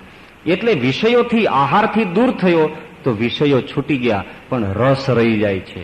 અત્યારે અહીંયા બેઠા છીએ તો ઘણી વસ્તુઓ છૂટી ગઈ, પણ એમ તો અહીંયા તમે બેઠા છો તો તમારા બાળકો, તમારી પત્ની બધા અત્યારે બારે છૂટેલા જ પડ્યા છે ને, પણ એ સાવ છૂટી થોડા ગયા છે. એ તો પગથિયે જાશો એટલે પપ્પા પપ્પા એ બધું આંગળીએ જ છે. તો વિષયા વિનિવર્તન્તે નિરાહારસ્ય દેહિનઃ રસવર્જમ રસોપ્યશ. રસ રહી જાય છે અર્જુન, તો એ નિવૃત્ત ક્યારે થાય? પરમ દ્રષ્ટવા નિવર્તન્તે. ભગવાનનું સાક્ષાત પરમ રૂપનું પરમ રસનો સ્વાદ આવે અને એનું દર્શન થાય તો પરમ દ્રષ્ટવા નિવર્તન્તે. બધા જ રસ છે એ ખલાસ થઈ જાય છે, ખરી પડે છે અર્જુન. તો શ્રીજી મહારાજે આ વાત ઉપર વચનામૃતમાં વાત કરી કે આવું કહેવાયું છે કે વિષયા વિનિવર્તન્તે નિરાહારસ્ય દેહિનઃ રસવર્જમ રસોપ્યશ પરમ દ્રષ્ટવા નિવર્તન્તે. પરાત્પરનું પરતત્વનું પરબ્રહ્મનું દર્શન થાય તો વિષયોની નિવૃત્તિ થઈ જાય, એ વાત સાચી. તો પછી શું બ્રહ્માજીને પરબ્રહ્મનું દર્શન નહોતું? શું શિવજીને પરબ્રહ્મનું દર્શન નહોતું? શું નારદજીને પરબ્રહ્મનું દર્શન નહોતું? શું એમને પરમ દ્રષ્ટવા નહોતું થયું? એને એ રસની સાક્ષાત્કારતા નહોતી? હતી તો પડ્યા કેમ? વિષયો ક્યાંથી આવ્યા? બ્રહ્માજીને કેમ એવું થયું? નારદજીને એમ કેમ થયું? પારાશરને એમ કેમ થયું? શિવજી તો મહાયોગી છે, એને એમ કેમ થયું? એને પરમ દ્રષ્ટવા નહોતું? હતું તો થયું કેમ? તો કે થાય. જો થયો ને ઓવરટેક, નીકળી ગઈ બાર ગાડી, થાય. આ વસ્તુ તમારી સામે છે કે આ વસ્તુ થાય છે, ભલે શાસ્ત્રમાં કહ્યું પણ થાય છે. હા મહારાજે થાય છે, હા પાડીએ છે. તો એની નિવૃત્તિનો ઉપાય શું? તો નિવૃત્તિનો ઉપાય જનક જેવી સમજણનો છે. ચાલો એના ઉપર હું વાત કરું. અને પછી જનકની માંડીને વાત કરી તો સરળ છે, ગહન છે, બીજા શાસ્ત્રોને સમાવ્યા છે, છતાં પણ એને ઓવરટેક કરીને નીકળી ગયા છે. આ વચનામૃતની એક પરમ વિશિષ્ટતા છે. આવો અમૂલો ગ્રંથ મારી તમારી પાસે સમક્ષ હજુર છે, એમાં તો કોઈ ના નથી. એટલી ઉપલબ્ધિ છે. વેદ બધાના ઘરમાં નથી, પણ આ વેદથી પણ અતિ દિવ્ય કે જે બિલકુલ સન્મુખની વાણી. આપણી ભાષા, મહારાજ કે પૂછ લેલ ઢોર, આપણો કાઠિયાવાડી શબ્દ પૂછ લેલ ઢોર. એ દિવસે આપણો બાપ બોલ્યો છે ને, પૂંછલેલ ઢોર. આવી રીતની સરળ આપણી વચ્ચે થઈને વહેલી એવી આ વાણી આપણી વચ્ચે છે. ગઢડાના દાદાના દરબારમાં કડવા લીમડા નીચે અતિ મીઠી ઉચ્ચારાયેલી વાણી, એનું નામ વચનામૃત. કડવા લીમડા નીચે અતિ મીઠી વાણી ઉચ્ચારાયેલી, એનું નામ વચનામૃત છે. અને લીમડો પસંદ કર્યો. આયુર્વેદની અંદર લીમડાના બહુ ગુણગાન છે. કડવું છે એ જ નિરોગી કરે, એ જ અમૃત છે. તો ખરેખર આ અમૃત સમાન, આ ઔષધિ તુલ્ય ભગવત વાણી આપણી સામે છે. થોડી થોડી ટૂંકમાં આપણે વાત લીધી, પણ હજી થોડીક વાત સમજવાની છે કે આટલી બધી દિવ્ય વાણી છે તો એને કઈ રીતે વાંચવી, કઈ રીતે વિચારવી, કઈ રીતે સમજવી, એ પણ વસ્તુ છે ને. ડોક્ટર આપણને વૈદ્ય દવા આપે, પણ એ તો પૂછવું જોઈએ ને કે કઈ રીતે ખાવી, કઈ રીતે પીવી. એમણે દૂધમાં નાખીને કીધું હોય પીવાનું અને આપણે ગૌમૂત્રમાં ઘૂંટીને પી જાય, એમ તો ના જ કરાય ને. એક જણો ગયો વૈદ્ય પાસે કે વૈદ્યજી, તો કે હા આવો, તમારા માજીને કેમ છે? મેં દવા આપી તેનું. તો કે બહુ સારું છે, હવે બીજી 7 દિવસની દવા આપો, એમ બાએ કીધું છે, મારી બાએ. એમ ને, આવો તમારા મા માટે હું દવા બાંધી દઉં છું, લ્યો આ 7 દિવસના પડીકા આપીશ તમને, પણ હવે દિવસમાં 3 વાર એક એક પડીકી લેતા ને, એમ નહીં લેવાની, હવે દિવસમાં ફક્ત એક જ પડીકી લેવાની હો. તો પેલો કે સાહેબ એમ કરજો, જરા પડીકામાં કાગળ થોડો પાતળો વાપરજો, મારી બા ગળી નથી શકતા.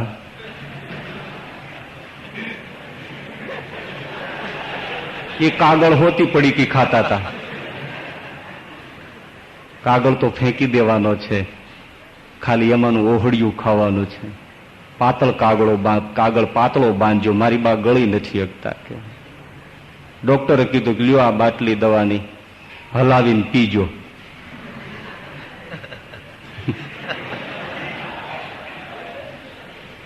માજી માટે દવા હતી, માજીને આ હલાવીને પાઈજો. તો છોકરો બાટલી કબાટમાં મૂકીને માજીને હલાવે પછી દવા પાય. 3 દી આમને હલાવી માજીને મારી નાખી. જુવાન છોકરો હલબલા રહેવા દેતો હશે. હવે દવાની બોટલ હલાવવાની હતી, એને બદલે એને ડોસીને હલાવી નાખી. હાવ એટલે આપણે થોડું એ તો સમજવું જ પડે કે વચનામૃતને કઈ રીતે થોડું સમજવું, કઈ રીતે વાંચવું. એક બાબત એ રીતે તો વાંચવું ને સાંભળવું જોઈએ જ કે સાક્ષાત ભગવાન અત્યારે આપણી સામે વાતચીત રૂપે બિરાજિત છે, આપણને સન્મુખ રીતે પોતે જ કહે છે, એવા ભાવથી તો સાંભળવી જોઈએ. બીજી બાબત કે એના જે કંઈ સંદર્ભો છે એ થોડા મનમાં રાખવા જોઈએ, નહીતર અર્થનો અનર્થ થાય ભાઈ. જેમ કે પ્રશ્ન પૂછાયો હોય તો એ પ્રશ્ન લાંબો હોય તો પછી એ પ્રશ્ન જ છે, અને એમાંય કોઈ સંત બોલ્યા છે, કોઈ ભક્ત બોલ્યા છે. પ્રશ્ન પૂછે છે ત્યારે તો એ બોલે છે કોણ, સંત કે ભક્ત? તો એ જે લાંબો પ્રશ્ન છે એ પ્રશ્ન શ્રીજી મહારાજ બોલ્યા છે એવી રીતે ઘણીવાર ઘણા લોકો સ્વીકારી લેતા હોય છે, અને જ્યાં ત્યાં રેફરન્સ ટાંકી દેતા હોય. એ કેટલી મોટી ભૂલ છે. કઈ રીતે? પ્રશ્ન આવે વચનામૃતમાં, મહારાજ પૂછતા હોય, પછી સામે કઈ ઉત્તર થતો હોય, તો કે આપણી અંદર એક કહે છે વિષયને ભોગવીએ, એક કહે છે વિષય ન ભોગવીએ. તો જે હા પાડે છે એ કોણ છે, ના પાડે છે એ કોણ છે? સંતોમાંથી એમ ઉત્તર આવ્યો કે મહારાજ હા પાડે છે એ મન છે અને ના પાડે છે એ જીવ છે. પણ આ જે જવાબ આપ્યો એને મહારાજે માન્ય નથી રાખ્યો. મહારાજે આગળ ચોખવટ કરી દીધી, ભાઈ હા પાડનારો જીવ છે અને ના પાડનારો પણ જીવ છે. પણ આજે હું ઘણીવાર જોઉં છું કે ઘણા એવા ભક્તો કે એવા કે સત્સંગમાં આ વાતને એવી રીતે લે છે કે બસ હા પાડે ભોગવવાનું એ મન છે, વચનામૃતમાં કીધું છે, અને ના પાડે એ જીવ છે, વચનામૃતમાં કીધું છે. પણ વચનામૃતમાં નથી કીધું, એ પ્રશ્ન છે. તો તમે એનો સંદર્ભ ચૂકી ગયા, એટલે તમે ઓળનું ચોડ કરી નાખ્યું. વહુને કીધું કે કોઈડમાં દીવો મૂક, કોઈડ પેલા બળદ ને બધા બાંધ્યા હોય ને એ કોઈડમાં દીવો મૂક. તો વહુ થોડી બેરી છે તે સાસુની હોઈડમાં દીવો મૂકી આવી. બિચારી સાસુ સતી થઈ, સતી જ થાય ને, એની હોઈડમાં મૂકી આવી. લે એને કોઈડમાં મૂકવાનું કીધું તું તો એને હોઈડમાં મૂકી આવી. એટલે આ ઓઈડનું ચોડ થાય. વચનામૃતમાં ભાઈ આ રીતે કીધું છે કે હા પાડે એ મન છે, ના પાડે એ જીવ છે, એવું નથી. હા પાડે એ પણ જીવ છે, ના પાડે એ પણ મન છે. આ રીતની સ્પષ્ટતા. બીજો કઈ રીતે અર્થનો અનર્થ કરે છે લોકો. સુરતમાં એક મંડળ ઉદ્ભવ્યું હતું, હવે થોડું આથમી ગયું લાગે છે. એમાં એવું એવું મંડળમાં વાતો થઈ, વચનામૃતમાં આવે ને કે દાઢી મૂછ મુંડાવી એ સંતોને શોભારૂપ છે. તો ઓલા વાંચતા વાંચતા કે લે કઈ વાત, સંતોને માટે દાઢી મૂછ મુંડાવી એ શોભારૂપ છે, મુંડાવવી એ તો આપણે વધારવી એ શોભારૂપ ગણાય ને, માટે વધારો. પેલાને મુંડાવે એ શોભારૂપ છે સંતોને, તો ગ્રહસ્થોને તો વધારે એ શોભારૂપ હોવું જોઈએ ને. એટલા માટે એ મંડળના બધા મૂછાં દાઢા વધાર્યા, પછી ભૂંડા લાગવા માંડ્યા એટલે બધી મડી મસ્કરી થવા, પછી છોલીને કાઢી નાખ્યા. જો તો ખરા કેવા કેવા વાતોના કેવા કેવા અર્થો પ્રગટ કરે છે. તો કોઈક સંદર્ભમાં ક્યાંક મહારાજ એમ બોલ્યા હોય કે આપણા હૃદય, મારા હૃદયમાં સાક્ષાત નરનારાયણ દેવ બિરાજે છે, આપણે નરનારાયણના આશ્રિત છે, આપણે કૃષ્ણના ભક્ત છીએ, એવા જે વિધાનો છે તો એને જે તે સંદર્ભમાં કેટલી સાવધાનીથી સાંભળવા જોઈએ, એનો શું ભાવ છે એ પણ સમજવું જોઈએ. કારણ કે આજે હવે એક એવી પણ વિચારધારા પ્રગટ થઈ છે, અતિ નરનારાયણ દેવના જે પક્ષમાં રહેનારા મથે છે એ લોકો, કે આવી રીતે તત્વ નિરૂપણ થયું છે કે નરનારાયણ તો શ્રીજી મહારાજના હૃદયમાં બિરાજિત છે, માટે એ સ્વરૂપનું જે તે વિસ્તાર નહીં કરું.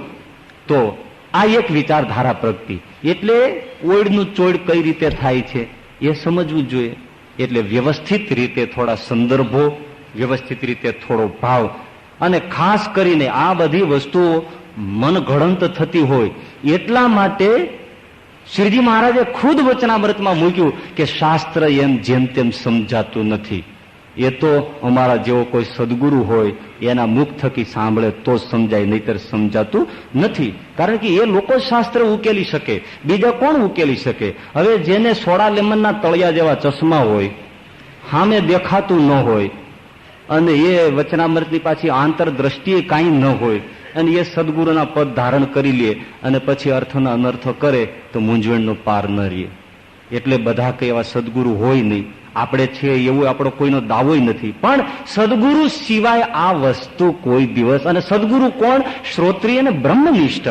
જો ખાલી બ્રહ્મનિષ્ઠ છે તો પણ શાસ્ત્રોના અર્થોમાં ભેદ પડશે. જેનું નામ નિર્દેશ નહીં કરું, પણ ખાલી બ્રહ્મનિષ્ઠ એ વચનામૃત ઉપર થોડા અર્થ સંદર્ભોમાં ફરક થયો છે, એ આ અમુક વ્યક્તિઓ સમજી જાણે. અને ખાલી શ્રોત્રિય હોય એવા પણ આપણા દેશમાં એવા સંતો થયા અને એમણે વચનામૃત ઉપર સંદર્ભો ટાંક્યા, પણ બ્રહ્મનિષ્ઠતા દૂર રહી ગઈ તો પણ વચનામૃતમાં થોડું ભાંજગડ પેદા થઈ ગઈ, જે મુમુક્ષુઓને માટે ઘણી બધી મૂંઝવણ ભરી સ્થિતિમાં મૂક્યું. એટલે એવો સદગુરુ જે શ્રોત્રિય હોય, શ્રોત્રિય એટલે અનેક શાસ્ત્રોનું અધ્યયન શ્રવણ કર્યું હોય, અને બ્રહ્મનિષ્ઠ એટલે જેને અંદર પર બ્રહ્મ અને પરબ્રહ્મનો સાક્ષાત્કાર કર્યો હોય, એના થકી શાસ્ત્રને જો કોઈ શ્રવણ કરે તો એ શાસ્ત્ર કલ્યાણપ્રદ થાય. નહીતર તો મહારાજ કે ભાગવત અને ગીતા પણ મોક્ષ માર્ગેથી પાડી નાખે એવી વસ્તુ બને. તો વચનામૃતમાં હું હમણાં તાજો દાખલો આપું. મને હમણાં એક વ્યક્તિએ એક પુસ્તક આપ્યું, મને કે આ જરા જોઈ લ્યો તો એમાં ધ્યાન અંગે નિરૂપણ હતું. તો એમાં એવું થયું કે એમણે પોતાના ગુરુ, એ ગુરુનું નામ લખ્યું ને એમ ટાંક મારી કે ધ્યાન કરીએ ત્યારે આ આપણા જે ગુરુજી છે એ આપણો આત્મા છે, એમાં પરમાત્મા નારાયણ વસ્યા છે, એ ભાવથી ધ્યાન કરવું. હવે પાછો વચનામૃત નંબર ટાંકે, વચનામૃત ગરડા પ્રથમનું 20મું. હવે 20માં ક્યાંય વાત છે? અજ્ઞાનીમાં અજ્ઞાની કોણ એની વાત ચાલે છે, અને એમાં આ સંદર્ભ ટાંકી અને વચનામૃતનો નંબર મારી દીધો. અને ગુરુ એ આપણો આત્મા, એમાં ભગવાન બેઠા છે એમ માનીને ધ્યાન કરવું. ભાઈ આવી રીતે નાક શું કામ પકડાવો છો? પણ હું એમ કહું, આમ સીધું પકડાય છે ત્યાં સુધી આમ કરવાની શું જરૂર છે? પણ તમને પણ એ આમ પકડાવે, કારણ કે વિશિષ્ટતા કહેવાય ને, વિશિષ્ટતા હોય એને જ લોકો જોવા આવે. સર્કસમાં લોકો જોવા શું જાય છે? કયો સરળ રીતે વાંદરો નીકળ્યો ક્યાં કોઈ જોવે છે? પણ વાંદરોના 2-3 છલાંગ ઉટાંગ બુટાંગ મારતો હોય તો લોકો જોવા જાય. કેમ? એ વાંદરો સિગરેટ પીએ છે, વિશિષ્ટતા છે. એમ આવા કોઈ સદગુરુ આમ નાકેથી સિગરેટ પીવે, લોકો એને માને. એટલે વચનામૃતને થોડો સદગુરુ મુખથી શ્રવણ થાય એ અતિ આવશ્યક. ગોપાળાનંદ સ્વામીએ મહારાજ અંતર્હિત થયા પછી વચનામૃત ઉપર કથા શરૂ કરી વડતાલમાં. તો સંતો શ્રવણ કરવા આવતા. એમાં નિત્યાનંદ સ્વામીને ખ્યાલ આવ્યો, અને નિત્યાનંદ સ્વામીને કોઈએ કીધું તો નિત્યાનંદ સ્વામી એમ કહ્યું કે ભાઈ બાપ બોલી ગયો, એમાં બાકી શું છે કે હવે એના ઉપર કઈ બોલવા જેવું રે, બસ બોલી ગયો. એ એમની ખુમારી હતી. પણ ગોપાળાનંદ સ્વામીની દ્રષ્ટિ થોડી બીજી રીતની હોય, કારણ કે એના ઉપર સત્સંગની ધૂરા મૂકીને આપણો બાપ ગયો હતો, એટલે એને ખબર હોય કે મારે હવે કેમ થોડુંક આગળ વધારી દેવું. તો એમણે એની કથા શરૂ કરી. નિત્યાનંદ સ્વામી ન આવ્યા, પણ એક દિવસ એવું બન્યું, અહીંયા તો દિવસો કથા થતી, એક દિવસ નિત્યાનંદ સ્વામીને ત્યાંથી નીકળવાનું થયું, ત્યારે ગોપાળાનંદ સ્વામી વચનામૃત સમજાવતા હતા. ત્યારે નિત્યાનંદ સ્વામીને થયું, અરે આ વાતનો આવો અર્થ શું વાત છે? ધીરેથી પાછળ આવીને બેસી ગયા, ખબર ના પડી. અને છેક સુધી સ્વામીની વાણી સાંભળી એમ થઈ ગયો, હા હા. ઉભા થઈને તરત ગોપાળાનંદ સ્વામી પાસે ગયા, સ્વામી હું ભૂલો પડ્યો. મહારાજે કહ્યું છે પણ આવા ભાવથી કહ્યું છે, આવું સમજે ત્યારે બળ પ્રગટે, એ તો આજ સમજાણું. સ્વામી હવે રોજ દિવસમાં 2 વાર કથા કરો અને તમામ સાધુ આવે એવું હું બધાને આજ્ઞા આપું. અને વચનામૃતની ત્યારથી કથાનો એવો પ્રારંભ થઈ ગયો. તો સદગુરુની જરૂર પડે, નહીતર મુશ્કેલી થાય. અમદાવાદમાં એક જણો સાયકલ રાતે નીકળ્યો, તો ત્યારે એવો કાયદો કાઢેલો કે કોઈ પણ સાયકલ વાળા એ લાઇટ વગર નહીં નીકળવાનું. તે પેલો એક જણો નીકળ્યો, પણ હવે લાઇટ ન મળે, તેમાં તરત જ વચ્ચે ક્યાંક 4 રસ્તા જેવું ક્યાંક આવ્યું છે, ઠોલો ઉભો હોય છે, તેમણે અટકાવ્યો. ઠોલો પોલીસ.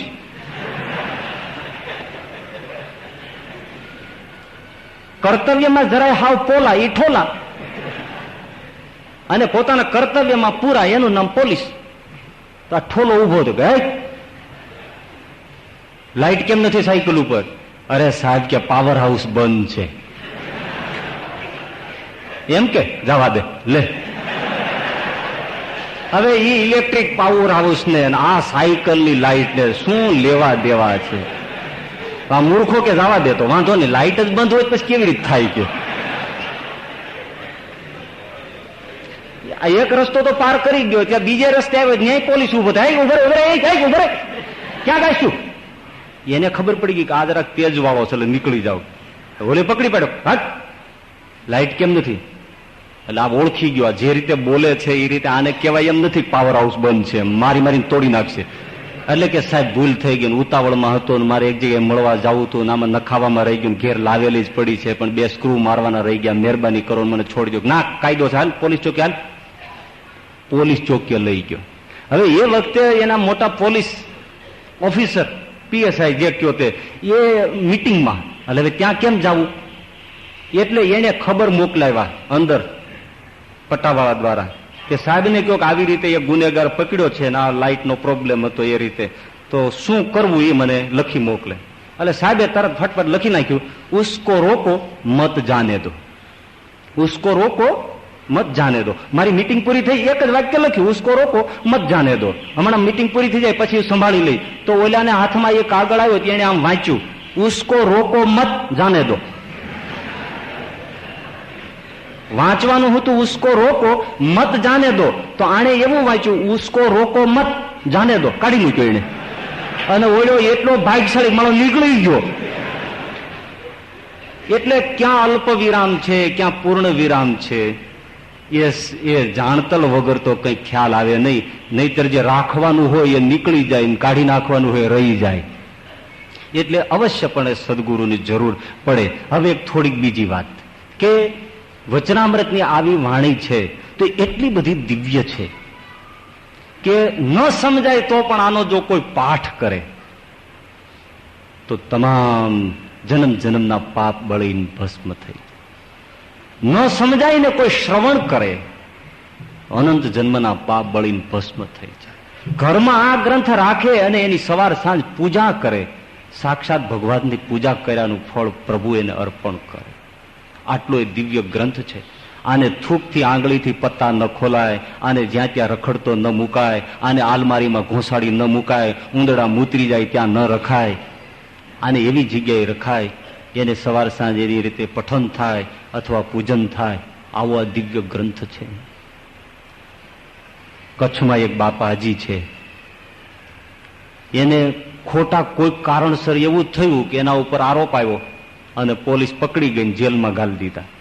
હવે વાંક ગુનો બીજાનો, બાપા બીચા ભોળા ભટા હવે બને એવું કે જો જેલ થાય તો એને 1 વર્ષની કડી જેલની સજા થાય. બાપાને કઈ ખબર પડે નહીં, પણ જેલમાં જવાનું થયું એટલે પછી એમણે કીધું મારે બીજું કઈ નથી જોતું, મારા બાપા મને મારું વચનામૃત લાવી દો. એટલે વચનામૃત આપ્યું. બસ બાપા બેસી ગયા વચનામૃતનો પાઠ કરવા માટે. સવાર સાંજ રાત બસ અખંડ ભગવાનનો વચનામૃતનો પાઠ. અને જે ગુનામાં એને બિચારાને સલવાઈ જવાય એવું હતું એ ત્રીજે દિવસે મુક્ત થઈને બહાર નીકળી ગયો. બસ મારો આધાર છે. આવા નાના મોટા તો કોઈ પ્રસંગોનો કોઈ પાર નથી, પણ એનાથી એક બહુ જ મીઠો પ્રસંગ કહીને હું આજની ભૂમિકાને પૂરી કરીશ. તો આપણા ગુરુ શાસ્ત્રીજી મહારાજ, એમના ગુરુ પુરાણી ગોપીનાથદાસજી સ્વામી, એમના ગુરુ પુરાણી ધર્મ સ્વરૂપદાસજી સ્વામી, ભોળા સાધુ ધર્મના અવતાર, એવા સાક્ષાત્કારી પુરુષ. મહારાજ એમની સાથે વાતો કરે એવા દ્રઢ સંત, જાજુ ભણેલા નહીં, એક વચનામૃત જ વાંચી શકે, બ્રહ્મનિષ્ઠ પૂરા, શ્રોત્રી નહીં પણ સદગુરુ પૂરા, એ રીતે. તો એમને એવું થયું કે બસ હવે તો મારા શિષ્યો પણ તૈયાર થઈ ગયા છે, મંડળો બરાબર ચલાવે છે, સત્સંગ સચવાય છે, અને હવે હું વૃદ્ધ થયો, મારું કાર્ય પૂરું થયું, હવે આ લોકમાં રહેવાનું શું સુખ છે, મહારાજ ધામમાં તેડી જાય. ત્યાં પરંપરાથી એવું સાંભળ્યું કે વચનામૃતના 100 પાઠ કોઈ કરે તો એને મહારાજ 100 પાઠ પૂરા થાય, મહારાજ આવીને તેડી જાય. એટલે સ્વામીને સંકલ્પ થઈ ગયો કે હવે આ વચનામૃતના 100 પાઠ પૂરા કરવા. સમી ખોલતા ખોલતા ઉના ગામ છે ને, એ ઉનામાં એમને 3 વર્ષનો વારો આવ્યો અને સ્વામીને થયું કે બસ લ્યો અહીંયા મોકો છે, એટલે આપણા સંતો કથા વાર્તા કરશે, આજુબાજુ ગામડામાં ફરશે, અને હું નિરાતે આ વચનામૃતના પાઠ પૂરા કરી અને મહારાજના ધામમાં ચાલ્યો જાઉં. તે સ્વામીએ પાઠ ઉપર પાઠ શરૂ કરી દીધા. કોઈ સંતોને ખબર નથી. 98 પાઠ પૂરા થઈ ગયા. કેટલા? 98 પાઠ પૂરા થઈ ગયા. એમાં એમને સ્વામીને હરખ થયો, હવે તો 2 જ પાઠ બાકી છે, કાલ પૂરા થઈ જશે, મારો બાપ તેડવા આવશે અને હું તો અક્ષરધામમાં બિરાજી જઈશ. આવો ઉમંગ. એટલે એમના એક શિષ્ય અક્ષરપ્રિદાજી સ્વામી એમને વાત કરી કે અક્ષરપ્રિદા, તો કે હા ગુરુ બોલો સ્વામી. તો કે હવે 98 પાઠ થઈ ગયા છે, 2 પાઠ બાકી છે, હવે હું ધામમાં જવાની તૈયારી થઈ ગઈ છે. અરે પણ સ્વામી તમે અમને છોડીને આમ ચાલ્યા જાઓ એ કેમ ચાલે? આપણે કાંઈ કરવું નથી. અને એમણે જૈન તરત પુરાણી ગોપીનાથદાસજી સ્વામીની વાત કરી કે સ્વામીએ મને આવું કહ્યું, 2 પાઠ બાકી છે ને હું ધામમાં વયો જવાનો છું. પુરાણી સ્વામીને ફાળ પડી કે ભાઈ અમારી સાથે રહે એ બહુ મોટી વાત છે. જેમ કે જોગી સ્વામી છે, કાંઈ નહીં બેઠા દર્શન આપે તો એ જૂની પેઢીની જૂની મૂડી છે, જેને નરખવા હોય નિરખો, પરખવા હોય ને પરખો, અને અવગુણ લેવાય ને અવગુણ લ્યો, પાપના ભાતા બાંધો. તો એ સંત વયા જાય કેમ? એટલે પુરાણી ગોપીનાથદાસજી સ્વામીએ એ વચનામૃતની પ્રત લઈ સંતાડી દીધી. એટલે સ્વામી જ્યાં પાછા ઠાકોર જમાડીને કેમ આવ્યા છે, એટલે ગ્રંથ ગોતે પણ ક્યાંય મળ્યો નહીં. એકબીજાને પૂછ્યો પણ ક્યાં ગયો. હવે આજ પોતે જ ઉઠાવી ગયા, એમાં ક્યાંથી મળે? એટલે ખૂબ વિનંતી કરી કે ભાઈ મારી પ્રત ખોવાઈ ગઈ છે ને લાવી આપો. અમને ખબર નથી. પુરાણી ગોપીનાથદાસજીને બોલાવ્યા. પુરાણી, મારી વચનામૃતની પ્રત મને લાગે છે કે તમે ગુમ કરી હોય તો મને આપી દો ને, મારે હવે અહીં નથી રહેવું. રોઈ પડ્યા કે સ્વામી તમને અહીં શું દુઃખ છે, અમારા માટે સત્સંગ માટે રોકાવ, અને હવે આપણે વચનામૃત નથી વાંચવું, હું પ્રત નહીં આપું. હવે આંખે દેખાતું ઓછું થઈ ગયું છે, અને તમે આમાં વધારે આંખો પરોવી રાખો એ નુકસાન થાય, એટલે હવે વાંચવું નથી, બસ માળા કરો, હું તમને વ્યવસ્થા બધી જે કોઈ કરી દઉં, પણ માળા ફેરવવાની, બસ વચનામૃત નહીં વાંચવાનું, એ હું ગ્રંથ નહીં આપું, ધરાર આપ્યો નહીં. હવે એમાં ગામડે જવાનું થયું. એટલે ગામડે ગયા એટલે પાછળથી આ સ્વામી ગોતે પણ જડે નહીં, એ મૂક્યું હોય એ રીતે ને. એમાં કોઈક મહેમાનો હરિભક્તો ઉના આવ્યા, એમાં એને રાત્રે પાગરણ આપવા માટે સ્વામીએ પટારો ખોલ્યો, તો પાગરણ આપતા આપતા છેલ્લે તળિયેથી ગ્રંથ નીકળ્યો. સ્વામી ખુશ થઈ ગયા, લ્યો, અને એ પરત ગ્રંથ લઈ અને બેસી ગયા પાઠ કરવા. સવારે ઉઠ્યા અક્ષરપ્રિદાસ સ્વામી ત્યાં જોયું, ત્યાં તો ગુરુ પાઠ કરે કે વચનામૃત હાથ આવી ગયો, મૂળ મુદ્દો પકડાઈ ગયો લાગે છે. એટલે તરત જ એમણે માણસ દોડાયો કે જાઓ પુરાણી સ્વામીને કયો કે આ સ્વામીએ પ્રત હાથ કરી લીધી છે. એટલે તરત જ પુરાણી સ્વામી દોડતા આવ્યા, વળી પાછો ગ્રંથ હાથમાંથી લઈ લીધો, પગે લાગ્યા. ના મા બાપ, આપણે વાંચવો નથી, માળા જ કરો. તો કે ના પુરાણી, શું કામ મારા ઉપર આવું કરો છો? દયા કરીને મને આપી દો. તો કે સ્વામી, તમે અમારા ઉપર દયા ખાતર તમારે વાંચવું નથી, તમે માળા કરો બસ. વળી ગ્રંથ લઈ લીધો, વળી ક્યાંક સંતાડી દીધો. એમાં એક બીજા ગામના હરિભક્તો આવ્યા ને એમણે કીધું કે સંતો ચાલો. એટલે ધર્મ સ્વરૂપ સ્વામીએ પુરાણી સ્વામીને કીધું કે જાઓ, પધારો, ગામડામાં જઈને ભક્તોને રાજી કરો. તો કે હું જાઉં તો ખરો, પણ મારો જીવ અહીંયા રહે છે, તમે મને છોડીને ધામમાં વયા જાઓ. મેં 1-2 વાર તમારો ગ્રંથ સંતાડ્યો એટલે તમને એમ હોય કે પુરાણી છેટો રહે અને હું ધામમાં વયો જાઉં, તો મારે આખી જિંદગી પસ્તાવાનો કોઈ પાર ન રહે. એટલે મારે જવું નથી, હું ગામડા પછી આખી જિંદગી ફરીશ, પણ હું તો અહીંયા રહીશ. તો સ્વામી કે જા, ગામડે જા, તને છોડ્યા વગર ધામમાં નહીં જાવ, બસ જા, તને એમ મૂકીને નહીં વયો જા. વચન? તો કે હા વચન, જા. અને પછી પુરાણી સ્વામી ગામડે ગયા.